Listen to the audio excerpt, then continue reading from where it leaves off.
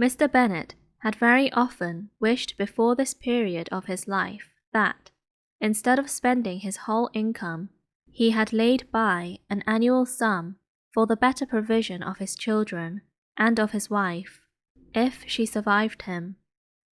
He now wished it more than ever. Had he done his duty in that respect, Lydia need not have been indebted to her uncle for whatever of honour or credit could now be purchased for her. The satisfaction of prevailing on one of the most worthless young men in Great Britain to be her husband might then have rested in its proper place.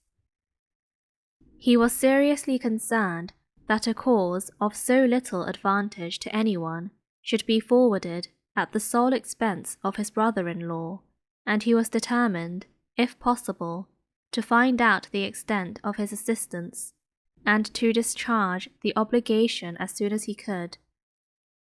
When first Mr. Bennet had married, economy was held to be perfectly useless, for, of course, they were to have a son. The son was to join in cutting off the entail as soon as he should be of age, and the widow and younger children would by that means be provided for. 5 daughters successively entered the world, but yet the son was to come, and Mrs. Bennet, for many years after Lydia's birth, had been certain that he would. This event had at last been despaired of, but it was then too late to be saving. Mrs. Bennet had no turn for economy, and her husband's love of independence had alone prevented their exceeding their income. £5,000 was settled by marriage articles on Mrs. Bennet and the children, but in what proportion it should be divided amongst the latter depended on the will of the parents. This was one point, with regard to Lydia, at least, which was now to be settled, and Mr. Bennet could have no hesitation in acceding to the proposal before him. In terms of grateful acknowledgment for the kindness of his brother, though expressed most concisely, he then delivered on paper his perfect approbation of all that was done, and his willingness to fulfill the engagements that had been made for him. He had never before supposed that, could Wickham be prevailed on to marry his daughter, it would be done with so little inconvenience to himself as by the present arrangement. He would scarcely be £10 a year the loser by the 100 that was to be paid them, for, what with her board of pocket allowance, and the continual presents in money which passed to her through her mother's hands, Lydia's expenses had been very little within that sum. That it would be done with such trifling exertion on his side, too, was another very welcome surprise, for his wish at present was to have as little trouble in the business as possible. When the first transports of rage which had produced his activity in seeking her were over, he naturally returned to all his former indolence.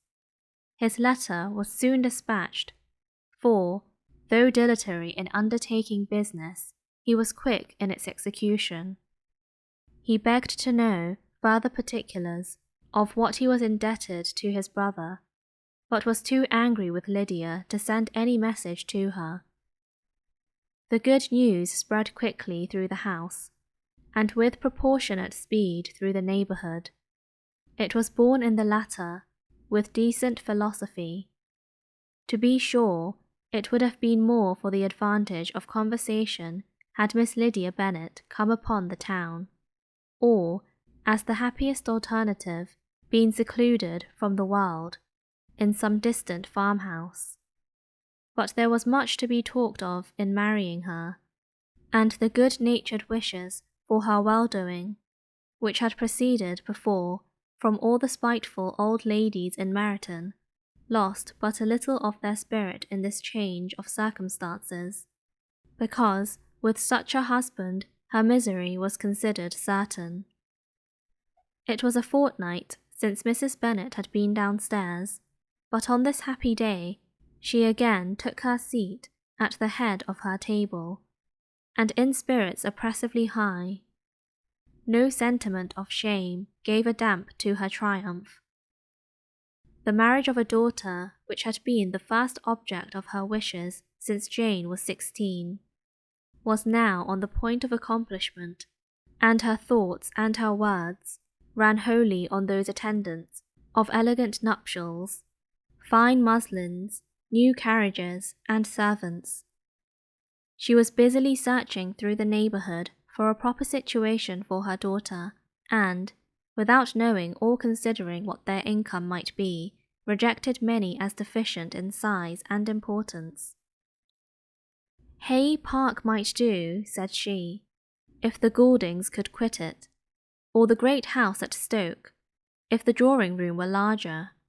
But Ashworth is too far off. I could not bear to have her 10 miles from me. And as for Pulvis Lodge, the attics are dreadful. Her husband allowed her to talk on without interruption while the servants remained. But when they had withdrawn, he said to her, "Mrs. Bennet, before you take any or all of these houses for your son and daughter, let us come to a right understanding. Into one house in this neighbourhood they shall never have admittance. I will not encourage the impudence of either by receiving them at Longbourn." A long dispute followed this declaration, but Mr. Bennet was firm. It soon led to another, and Mrs. Bennet found, with amazement and horror, that her husband would not advance a guinea to buy clothes for his daughter. He protested that she should receive from him no mark of affection whatever on the occasion. Mrs. Bennet could hardly comprehend it. That his anger would be carried to such a point of inconceivable resentment as to refuse his daughter a privilege without which her marriage would scarcely seem valid, exceeded all she could believe possible. She was more alive to the disgrace which her want of new clothes must reflect on her daughter's nuptials, than to any sense of shame at her eloping and living with Wickham a fortnight before they took place. Elizabeth was now most heartily sorry that she had, from the distress of the moment, been led to make Mr. Darcy acquainted with their fears for her sister, for since her marriage would so shortly give the proper termination to the elopement, they might hope to conceal its unfavourable beginning from all those who were not immediately on the spot. She had no fear of its spreading farther through his means.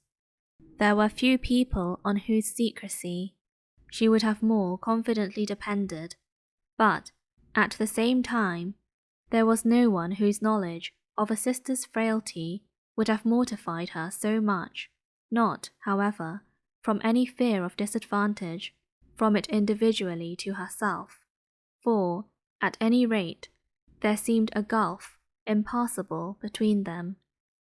Had Lydia's marriage been concluded on the most honourable terms, it was not to be supposed that Mr. Darcy would connect himself with a family where, to every other objection, would now be added an alliance and relationship of the nearest kind with a man whom he so justly scorned. From such a connection she could not wonder that he would shrink. The wish of procuring her regard, which she had assured herself of his feeling in Derbyshire, could not in rational expectation survive such a blow as this. She was humbled, she was grieved, she repented, though she hardly knew of what. She became jealous of his esteem, when she could no longer hope to be benefited by it. She wanted to hear of him, when there seemed the least chance of gaining intelligence. She was convinced that she could have been happy with him, when it was no longer likely they should meet. What a triumph for him, as she often thought, could he know that the proposals, which she had proudly spurned only 4 months ago, would now have been most gladly and gratefully received.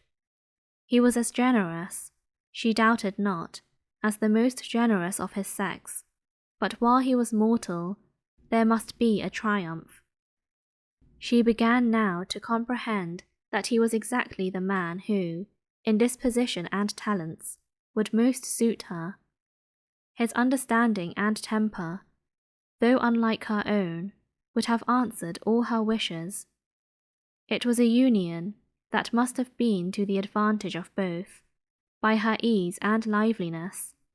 His mind might have been softened, his manners improved, and from his judgment, information, and knowledge of the world, she must have received benefit of greater importance. But no such happy marriage could now teach the admiring multitude what connubial felicity really was, a union of a different tendency, and precluding the possibility of the other, was soon to be formed in their family. How Wickham and Lydia were to be supported in tolerable independence, she could not imagine.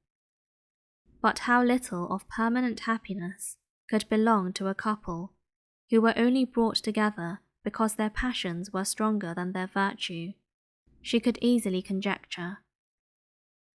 Mr. Gardiner soon wrote again to his brother.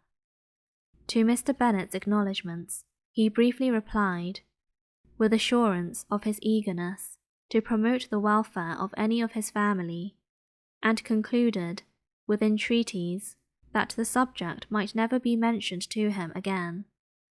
The principal purport of his letter was to inform them that Mr. Wickham had resolved on quitting the militia.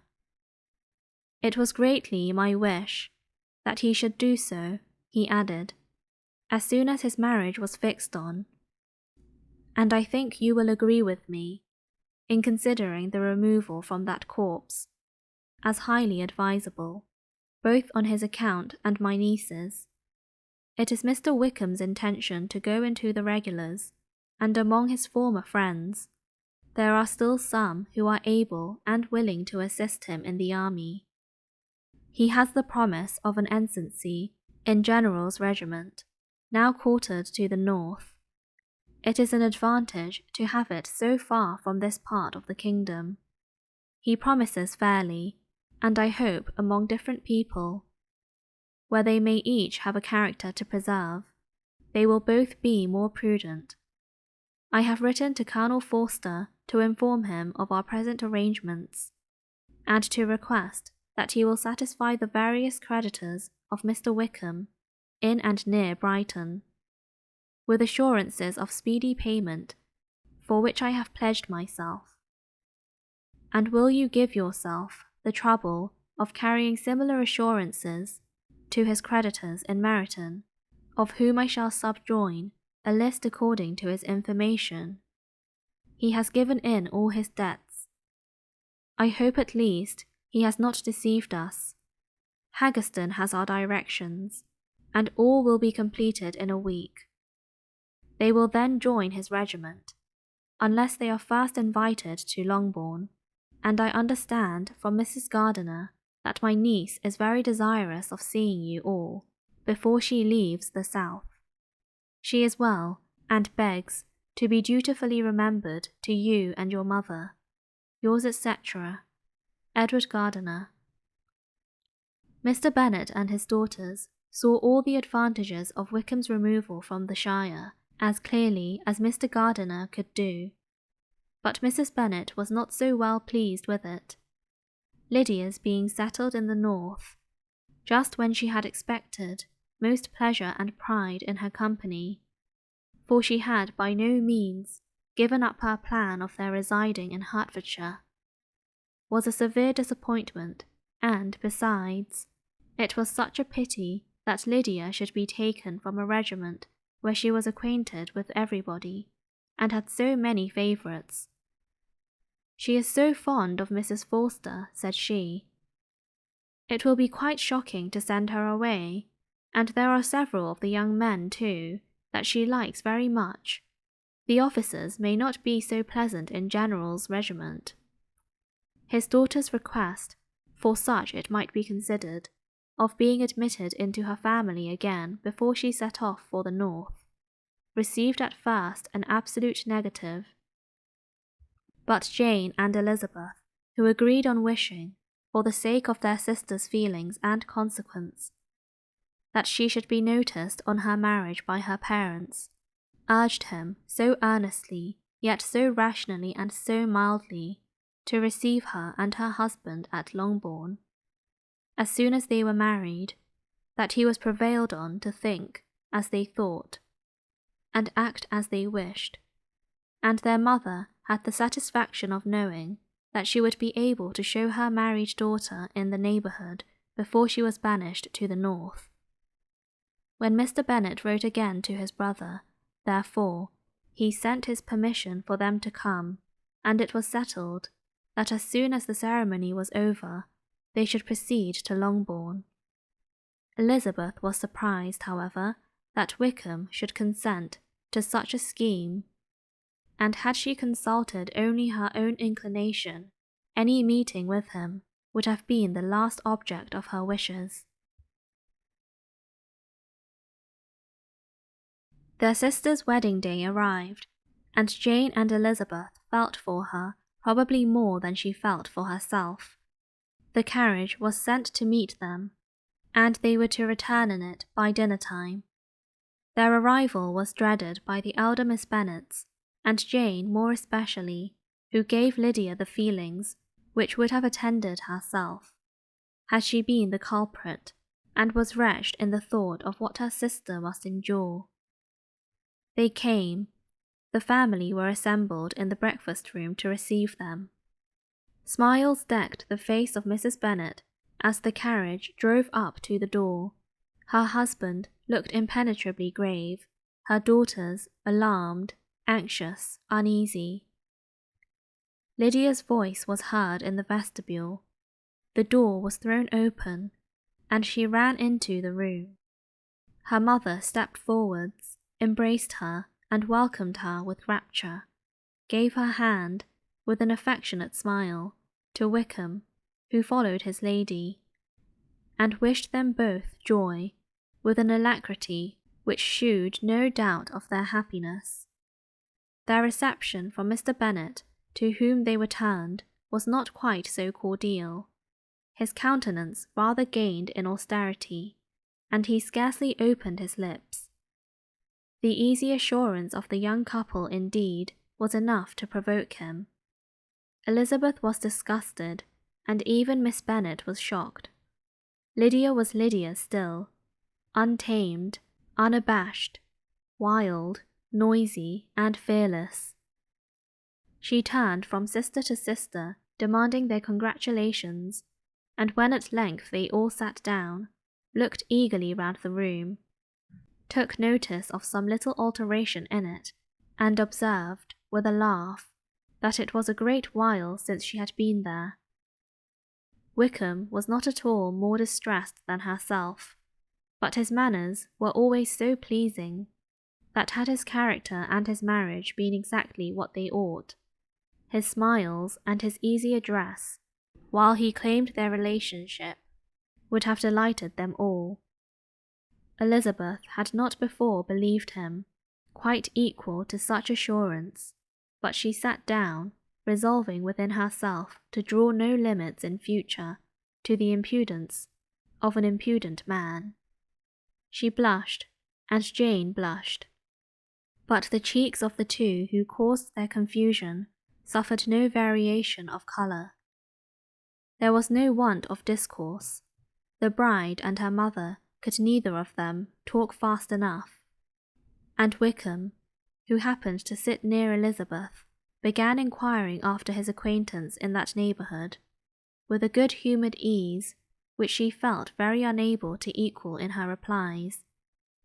They seemed, each of them, to have the happiest memories in the world. Nothing of the past was recollected with pain, and Lydia led voluntarily to subjects which her sisters would not have alluded to for the world. "Only think of its being 3 months," she cried, "since I went away. It seems but a fortnight, I declare. And yet there have been things enough happened in the time. Good gracious, when I went away, I am sure I had no more idea of being married till I came back again, though I thought it would be very good fun if I was. Her father lifted up his eyes. Jane was distressed. Elizabeth looked expressively at Lydia, but she, who never heard nor saw anything of which she chose to be insensible, gaily continued, "Oh, mamma, do the people hereabouts know I am married today? I was afraid they might not, and we overtook William Goulding in his curricle. So I was determined he should know it, and so I let down the side glass next to him, and took off my glove, and let my hand just rest upon the window frame, so that he might see the ring, and then I bowed and smiled like anything." Elizabeth could bear it no longer. She got up, and ran out of the room, and returned no more, till she heard them passing through the hall to the dining parlour. She then joined them soon enough to see Lydia, with anxious parade, walk up to her mother's right hand, and hear her say to her eldest sister, "Ah, Jane, I take your place now, and you must go lower, because I am a married woman." It was not to be supposed that time would give Lydia that embarrassment from which she had been so wholly free at first. Her ease and good spirits increased. She longed to see Mrs. Phillips, the Lucases, and all their other neighbours, and to hear herself called Mrs. Wickham by each of them, and in the meantime she went after dinner to show her ring, and boast of being married, to Mrs. Hill and the two housemaids. "Well, mamma," she said, when they were all returned to the breakfast-room, "and what do you think of my husband? Is not he a charming man? I am sure my sisters must all envy me. I only hope they must have half my good luck. They must all go to Brighton. That is the place to get husbands. What a pity it is, mamma, we did not all go." "Very true, and if I had my will, we should. But my dear Lydia, I don't at all like your going such a way off. Must it be so?" "Oh, Lord, yes, there is nothing in that. I shall like it of all things. You and papa and my sisters must come down and see us. We shall be at Newcastle all the winter, and, I dare say, there will be some balls, and I will take care to get good partners for them all." "I should like it beyond anything," said her mother. "And then when you go away, you may leave one or two of my sisters behind you, and I dare say I shall get husbands for them before the winter is over." "I thank you for my share of the favour," said Elizabeth, "but I do not particularly like your way of getting husbands." Their visitors were not to remain above 10 days with them. Mr. Wickham had received his commission before he left London, and he was to join his regiment at the end of a fortnight. No one but Mrs. Bennet regretted that their stay would be so short, and she made the most of the time by visiting about with her daughter, and having very frequent parties at home. These parties were acceptable to all.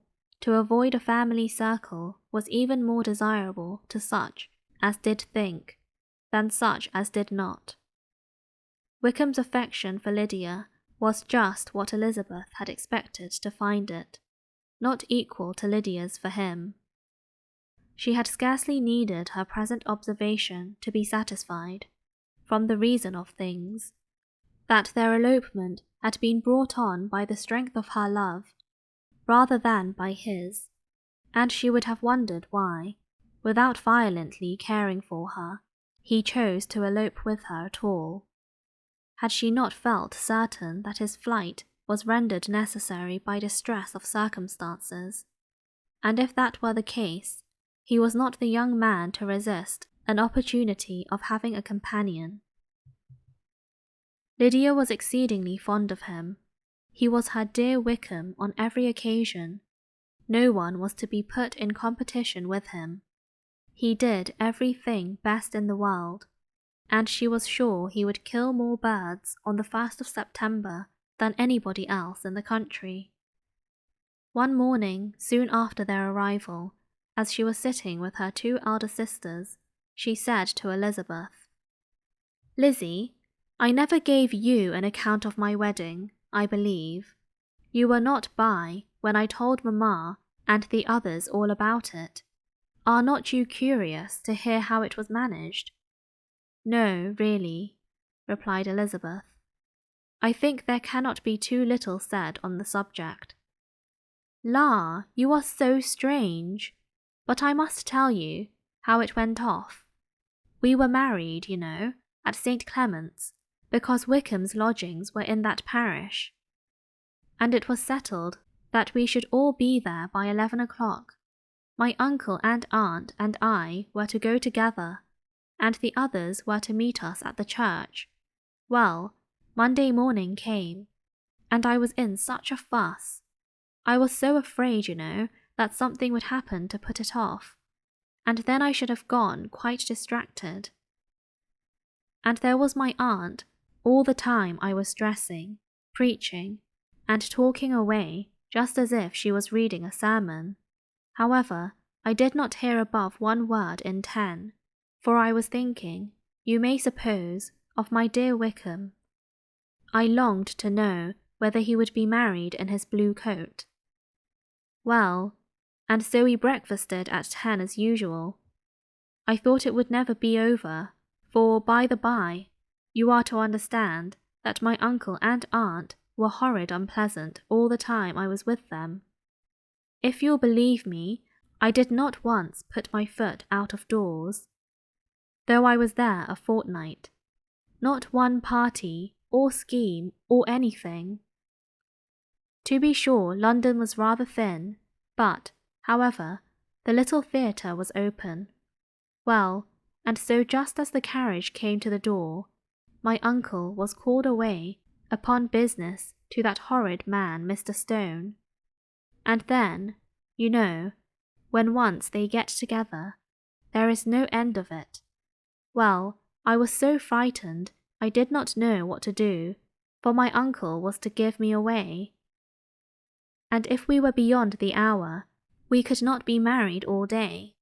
But, luckily, he came back again in 10 minutes' time, and then we all set out.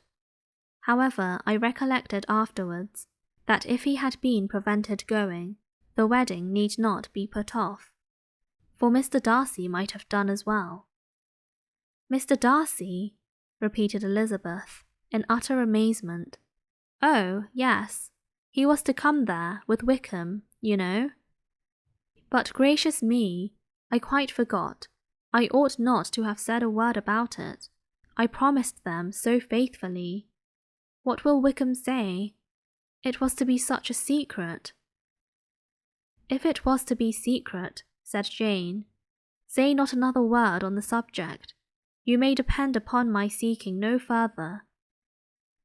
"Oh, certainly," said Elizabeth, though burning with curiosity. "We will ask you no questions." "Thank you," said Lydia, "for if you did, I should certainly tell you all, and then Wickham would be angry."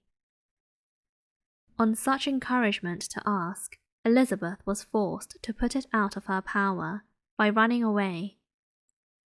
But to live in ignorance on such a point was impossible, or at least it was impossible not to try for information. Mr. Darcy had been at her sister's wedding. It was exactly a scene, and exactly among people, where he had apparently least to do, and least temptation to go. Conjectures as to the meaning of it, rapid and wild, hurried into her brain. She was so satisfied with none. Those that best pleased her, as placing his conduct in the noblest light, seemed most improbable. She could not bear such suspense, and hastily seizing a sheet of paper, wrote a short letter to her aunt to request an explanation of what Lydia had dropped, if it were compatible with the secrecy which had been intended. "You may readily comprehend," she added, "what my curiosity must be to know how a person unconnected with any of us, and, comparatively speaking, a stranger to our family, should have been amongst you at such a time. Pray write instantly, and let me understand it, unless it is, for very cogent reasons, to remain in the secrecy which Lydia seems to think necessary, and then I must endeavour to be satisfied with ignorance. Not that I shall, though," she added to herself, as she finished the letter, "and my dear aunt, if you do not tell me in an honourable manner, I shall certainly be reduced to tricks and stratagems to find it out." Jane's delicate sense of honour would not allow her to speak to Elizabeth privately of what Lydia had let fall. Elizabeth was glad of it, till it appeared whether her inquiries would receive any satisfaction. She had rather be without a confidant